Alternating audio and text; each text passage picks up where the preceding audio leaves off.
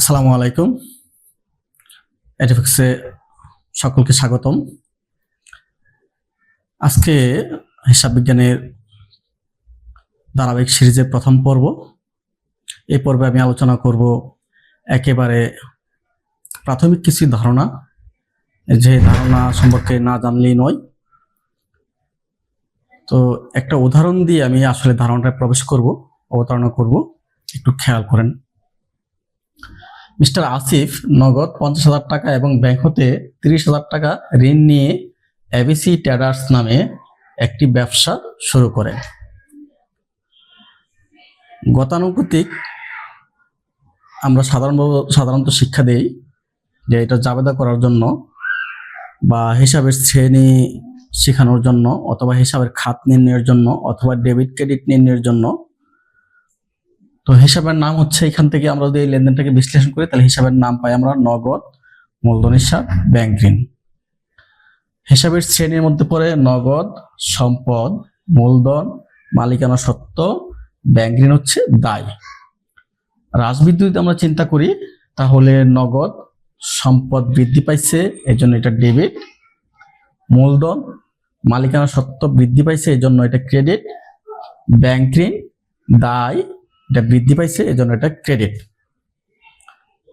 এখন শুরুতেই আসলে আমাদের ছাত্রছাত্রীরা, তোমরা যে বল না, আসলে তোমরা একটা বিষয় নিজেদের মধ্যে মিলাইতে পারো না, যে এই যে মালিকানা সত্ত্ব আর দায়, অর্থাৎ মালিককে ব্যবসায় টাকা দিল, তো এখানে আবার দায়ের কি আছে বা মালিকানা সত্ত্ব কি আছে? টাকা তো মালিকের। আবার টাকা ব্যবসায় দিয়েছে মানে ব্যবসায় আসলো, তো এখানে দায়টা কিভাবে হইলো? এটা আসলে কেমন জানি বুঝতে একটু অসুবিধা হয়। আর এই অস্পষ্টতার কারণেই, অর্থাৎ মালিকানা সত্ত্ব এবং দায় নিয়ে ও অস্পষ্টতার কারণেই অনেকের বুঝতে পারে না কিভাবে মালিকানা সত্ত্ব সৃষ্টি হচ্ছে, কিভাবে দায় সৃষ্টি হচ্ছে। তো এই বিষয়টা সম্পর্কে স্বচ্ছ ধারণা দেওয়ার জন্যই আমাদের প্রথমে যে বিষয়টা জানতে হবে সেটা হচ্ছে কৃত্রিম ব্যক্তিসত্তা। আর এই কৃত্রিম ব্যক্তিসত্তা সম্পর্কে আমাদের না জানার কারণেই আমরা মালিকানা সত্ত্বা এবং দায় বিষয়টা ধরতে পারি না। দায়টা মাঝে মধ্যে ধরতে পারি, মালিকানা সত্ত্বটা আমরা সহজে ধরতে পারি না। যা আমরা ধরি সেটা মুখস্থ করে ফেলি, যে আমরা জেনে আসি 9-10 থেকে। অনেকে জানে মূলধন, ক্রেডিট, মূলধন, মালিকানা সত্ত্ব, এই হিসাবে আমরা জানি, ওই করতে করতে শিখে হয়ে গেছে, কিন্তু আসলে মালিকানা সত্ত্ব কিভাবে এটা আমরা বুঝতে পারি না। তো আজকে এটা আমি এই মালিকানা সত্ত্ব সম্পর্কে স্বচ্ছ ধারণা দেব এবং কিভাবে মালিকানা সত্ত্ব হয় এই জিনিসটা বোঝার চেষ্টা করব। তো এখানে আমরা যদি আরেকটা জিনিস লক্ষ্য করি তাহলে দেখো, হিসাব সমীকরণ আমরা সম্পদ সমান সমান দায় প্লাস মালিকানা সত্ত্ব। আর যেহেতু হিসাব বিজ্ঞানের সকল কিছুই এই সমীকরণকে কেন্দ্র করে, আর এই সমীকরণটা ভালোভাবে বুঝতে হলে আমাকে আগে কৃত্রিম ব্যক্তি সত্তা সম্পর্কে জানতে হবে। তো খেয়াল করো, কৃত্রিম ব্যক্তি সত্তাটা কি? কৃত্রিম ব্যক্তি সত্তা হচ্ছে ব্যবসায়ের একটা বৈশিষ্ট্য। এখন কৃত্রিম ব্যক্তিটা কি? আমরা মানুষ, আমি একজন মানুষ, তুমি একজন মানুষ, ও একজন মানুষ। তাহলে আমরা ব্যক্তি হিসাবে একজন থেকে আরেকজনের সত্তা আলাদা। ঠিক ব্যবসা এবং মালিক, এখানে দুইটা পৃথক সত্তা। মালিক একটা ব্যক্তি, ব্যবসা একটা ব্যক্তি। এই যে ব্যবসা একটা ব্যক্তি, এই ব্যক্তিটাকে আমরা বলছি কৃত্রিম ব্যক্তি সত্তা। এখন কৃত্রিম ব্যক্তি সত্তাটা কি, এটি আমাদের বোঝার বিষয়। কৃত্রিম ব্যক্তি হচ্ছে আমাদের দেশে যে আইন, সারা বিশ্বের প্রত্যেকটা দেশে ব্যবসার একটা নির্দিষ্ট আইন থাকে। ওই আইনে ব্যবসার যে নাম দিছি আমরা একটা এখানে, যেমন এই যে ABC Traders, XYZ Limited, ABC Limited, Safin Traders, Rupshi Bangla, Sonali Bank Limited, Padma Bank Limited, Pubali Bank, Sonali Bank Limited, Pubali Bank Limited, এই যে বিভিন্ন প্রতিষ্ঠান, ভ্যাকসিনকো ফার্মা, প্রত্যেকটা প্রতিষ্ঠানই একটা ব্যক্তি। এখন এটি আমাদের কাছে অদ্ভুত লাগে যে ব্যবসা আর ব্যক্তি হয় কি করে। এখানে ছেলেমেয়েরা তোমরা বুঝতে পারো না। আমরা যেমন রক্তে মাংস গড়া একটা ব্যক্তি, এখন যখনই তুমি ব্যক্তি হিসেবে চিন্তা করছো ব্যবসা, ওখানে রক্ত মাংস গড়া না, আমাদের মতো মানুষ না, এটাকে আমরা কিভাবে ব্যক্তি মনে করবো? এই আইন আমাদেরকে বাধ্য করছে যে প্রতিষ্ঠানকে একটা ব্যক্তি মনে করতে হবে। এটা তোমরা বুঝো না বুঝো, ব্যবসাকে একটা ব্যক্তি মনে করতে হবে।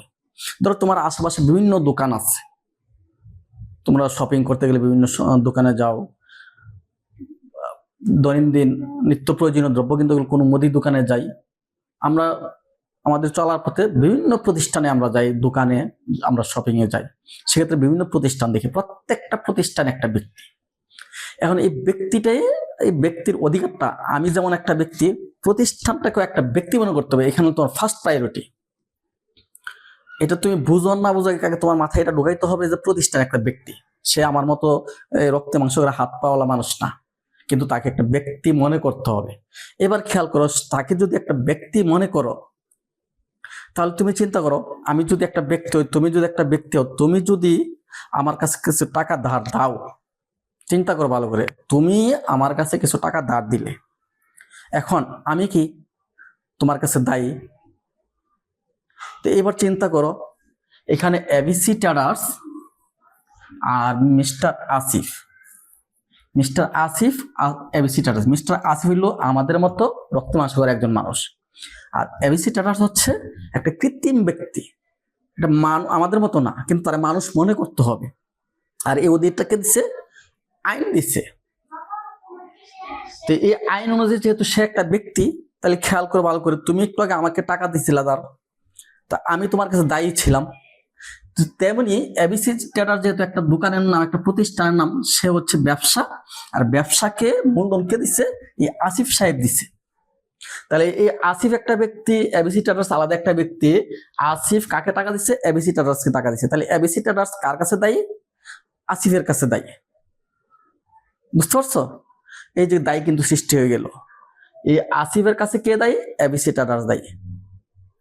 তাহলে এখন খেয়াল করো, একদিক দিয়ে এবিসি ট্রেডার্সের কাছে, এবিসি ট্রেডার্স কার কাছে দায়ী হয়ে গেল? আসিফের কাছে। এই দায়টা দুই ভাগে ভাগ করা হয়, একটা হচ্ছে তৃতীয় পক্ষের দায়, একটা হচ্ছে মালিকের কাছে দায়।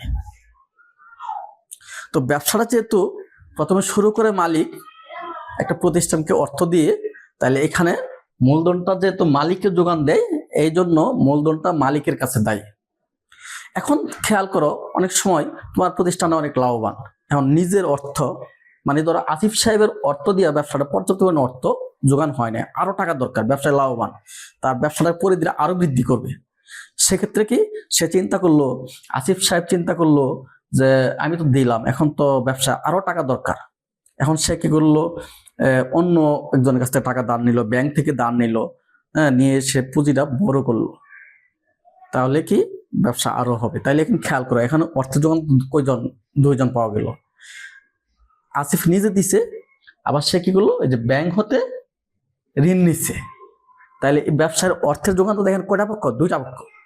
একটা হলো আসিফ নিজে যে মালিক, একটা হচ্ছে ব্যাংক কর্তৃপক্ষ। তাহলে খেয়াল করে এই উদাহরণটা থেকে, এই এবিসি ট্রেডার্সের অর্থের যোগানদাতা দুইটা পক্ষ, একটা ব্যাংক, একটা হচ্ছে আসিফ। আসিফ যেহেতু মালিক, এটা হচ্ছে মালিকানা সত্ত্ব। ব্যাংক যেহেতু মালিক না, এটা হচ্ছে দায়, যেটাকে আমরা বলি বহির দায়। আর মালিকানা সত্ত্ব হচ্ছে অন্তর্দায়। আরেকটা উদাহরণ দিই তোমার বোঝার জন্য সহজে। ব্যবসায় পরিধি বৃদ্ধি করার জন্য আসিফ সাহেব দিল 50,000, আবার ডাচ বাংলা ব্যাংক থেকে ABC traders, Dutch Bangla bank থেকে 30,000 টাকা ঋণ আনলো।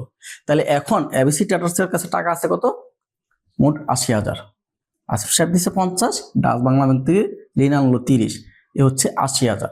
এখন এবিসি ট্রেডার্স এর কাছে মোট আছে 80,000, তাহলে এবিসি ট্রেডার্স এর মোট সম্পদ 80,000। এখন এই সম্পদটা তো এবিসি ট্রেডার্স এর না, তার তো নিজের কোনো অর্থ নাই। তাহলে এই এবিসি ট্রেডার্স এর টোটাল 80,000 টাকার উপর কার কার অধিকার আছে? ডাচ বাংলা ব্যাংকের অধিকার আছে, আসিফ সাহেবের অধিকার আছে।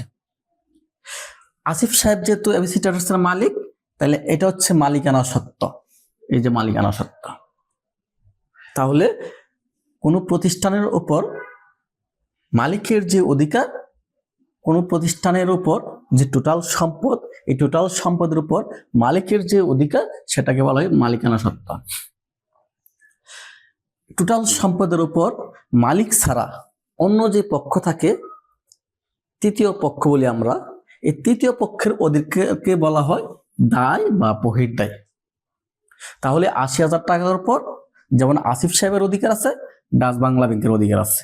তাহলে সবার আগে আমরা তৃতীয় পক্ষের অধিকারটাকে অগ্রাধিকার দিব। তাহলে তৃতীয় পক্ষের অধিকার হচ্ছে 30,000। তাহলে এই 80,000 টাকার 30,000 টাকা হচ্ছে দায়, আর বাকি যা থাকবে সেটা হচ্ছে মালিকানা সত্ত্ব। যদি তোমার কাছ থেকে টাকা ধার আনি, তাহলে তুমি যেহেতু একটা ব্যক্তি, আমি যেহেতু একটা ব্যক্তি, আলাদা ব্যক্তি, তাহলে আমি তোমার কাছে দায়ী। ঠিক প্রতিষ্ঠানও মালিক থেকে টাকা আনে, তাহলে মালিক যতক্ষণ প্রতিষ্ঠান মালিকের কাছে অর্থটা ফিরাই না দিবে, ততক্ষণ প্রতিষ্ঠান মালিকের কাছে দায়ী থাকবে। আর দায়টাকে দুইটা ভাগে ভাগ করা হয়। একটা হচ্ছে তৃতীয় পক্ষের দায়, অর্থাৎ মালিক ছাড়া অন্য কোনো পক্ষের কাছ থেকে টাকা আনলে সেটা হচ্ছে দায় বলি আমরা, অথবা বহির্দায়। আর মালিক থেকে প্রতিষ্ঠান যে টাকাটা আনে এটাকে বলা হচ্ছে অন্তর্দায় বা মালিকানা সত্ত্ব। আর এখান থেকে এই যে এবার খেয়াল করা যাবে, যেহেতু 50,000 টাকা কে দিচ্ছে, আসিফ দিছে কাকে, এবিসি ট্রেডার্সে। তাহলে এবিসি ট্রেডার্সে যেহেতু প্রথম অবস্থায় কিছুই ছিল না, তাহলে তার কাছে কি আসলো, আসিফ সাহেব নগদ টাকা দিল, নগদ আসলো। আবার সে কোথেকে আনছে, ব্যাংক থেকে টাকা আনছে, তাহলে ব্যাংক থেকেও কি আনছে, নগদ আনছে। তাহলে টোটাল সে 50 আর 30,000 সে নিজে কি পাইলো, নগদ টাকা পাইলো। নগদ টাকা কোথেকে পাইছে, আসিফ থেকে পাইছে, ব্যাংক থেকে পাইছে। তাহলে একটা তার কাছে নগদ টাকা আসছে 80,000। এটা ব্যবসার জন্য একটা সম্পদ, যেহেতু তার নিজের কাছে আছে। আর এটা যেহেতু বৃদ্ধি পাইছে ব্যবসার কাছে আসার কারণে, টাকাটা ব্যবসার কাছে আগে ছিল না, এখন আসা মানে বৃদ্ধি পাইছে, ডেবিট। অপরদিকে এই টাকাটা, এই সম্পূর্ণ আসে, ধরো টোটাল হচ্ছে 80,000। এই টাকাটার অর্থের যোগানদাতা, তাহলে এই অর্থের যোগানদাতা ছিল দুইটা পক্ষ, একটা হচ্ছে মালিক পক্ষ। তাহলে মালিক পক্ষটাকে বলে মূলধন। তাহলে মূলধন বা মালিকানা সত্ত্ব, যেহেতু খেয়াল করো, একদিকে এবিসি ট্রেডার্স মালিকের কাছে টাকা পাইছে, টাকা পাওয়ার কারণে এই টাকাটা মালিকের কাছে যতক্ষণ না ফিরাই দিবে ততক্ষণ পর্যন্ত সে দায়ী থাকবে। মানে দায়ী থাকা অর্থাৎ মালিকের সত্ত্বের অধিকার বৃদ্ধি পাইছে, অর্থাৎ মালিকের যেত টাকা দিচ্ছে তাহলে মালিকের অধিকার বৃদ্ধি পাইছে, তাহলে মালিকানা সত্ত্ব বৃদ্ধি পাতে ক্রেডিট। অপরদিকে ব্যাংক হতে যেহেতু সে টাকা আনছে, তাহলে ব্যাংকের কাছে যতক্ষণ পর্যন্ত টাকাটা ফিরাই দিবে ততক্ষণ পর্যন্ত সে ব্যাংকের কাছে দায়ী, অর্থাৎ প্রতিষ্ঠানের দায় বৃদ্ধি পাইছে। দায় বৃদ্ধি পাওয়ার কারণে ক্রেডিট। তো আশা করি এই বেসিক ক্লাসটা তোমরা বুঝতে পারছো। পরবর্তী ক্লাসগুলো দেখার জন্য আমন্ত্রণ রইল। যদি ভালো লেগে থাকে চ্যানেলটাকে সাবস্ক্রাইব করে পাশে থাকবে, আর কোনো বিষয়ে না বুঝে থাকলে কমেন্টে জানাবে, উত্তর দেওয়ার চেষ্টা করবো। টিল দেন সবাই ভালো থেকো।